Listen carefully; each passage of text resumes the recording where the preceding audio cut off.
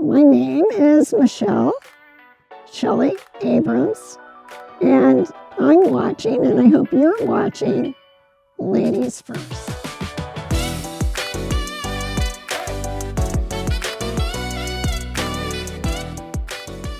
I am Michele with one L, Shelly. Most people call me Shelly Abrams. I am a graduate of Shelby High School, Shelly from Shelby in North Central Ohio. And then I graduated in '69 from high school, and in '73 from Miami University as an education major. I started my professional life teaching at Forest Park High School in 1973 through '76, and then taught for a year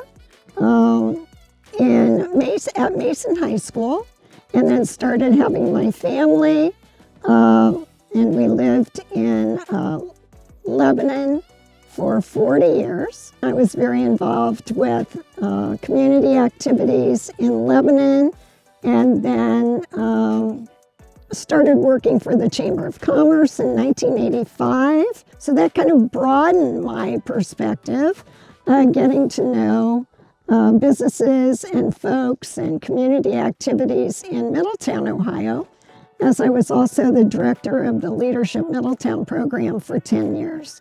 And in 2014, I got to know more about Warren County Community Services and their Feeling Good program. And that's what brought me to the opportunity where I was asked if I'd consider hosting the Feeling Good series. And that is what has brought me to know ICRC.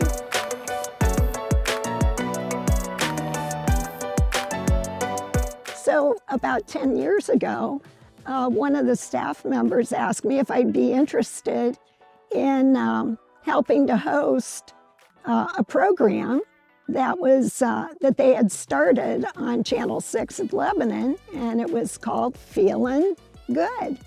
And it was a show focused on good news in the communities throughout Warren County. And I said, I would love to be a part of something like that, especially if it benefits promoting Warren County Community Services and all that they do. Even as a teacher, I enjoyed getting out of the classroom on field trips. So I thought I would like to take more Feeling Good shows on the road, on field trips, so people could actually see outside of the studio. I think one of the episodes that brings to mind an opportunity for people to see the tennis tournament last year.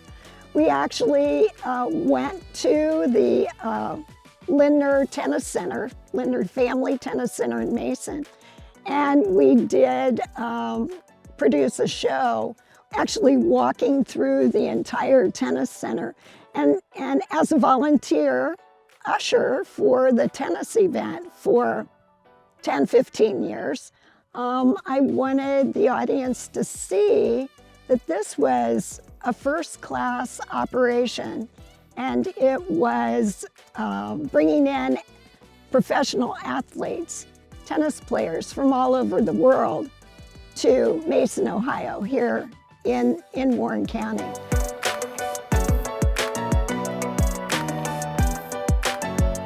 Lifelong learning at Miami University, I'm very involved with as well. During COVID, we had to go completely online. We could not meet in person as we had prior to COVID. So once we were allowed to meet in person, I mentioned to I'm on the curriculum committee, I thought that we should have a hybrid in-person and online option. So that has really grown the number of people that are able to join in with these lifelong learning classes. This one class, I say, well, I live so close. I live in Mason, Ohio. And she said, well, I live in Florence. And I said, oh, do you live in Florence, Kentucky? She said, no, I live in Florence, Italy. And I was like, okay, well, you get the star for joining the farthest. Well, then another student that very same day in another class said, I'm on a cruise. I think I'm in the Indian Ocean. I just got an email yesterday. We're working on the catalog for the fall session already, and we're locking in our tours, our presenters, and one of the tours is going to be right here at the USS Cincinnati Submarine Memorial and Peace Pavilion, and also the VOA Museum as well. It's just been interesting to look back, because in looking back, you look forward and you see the connections between the relationships that you made back in the 70s and how they're coming around again, and you're reconnecting with folks you knew when you were in college and through the lifelong learning classes as well.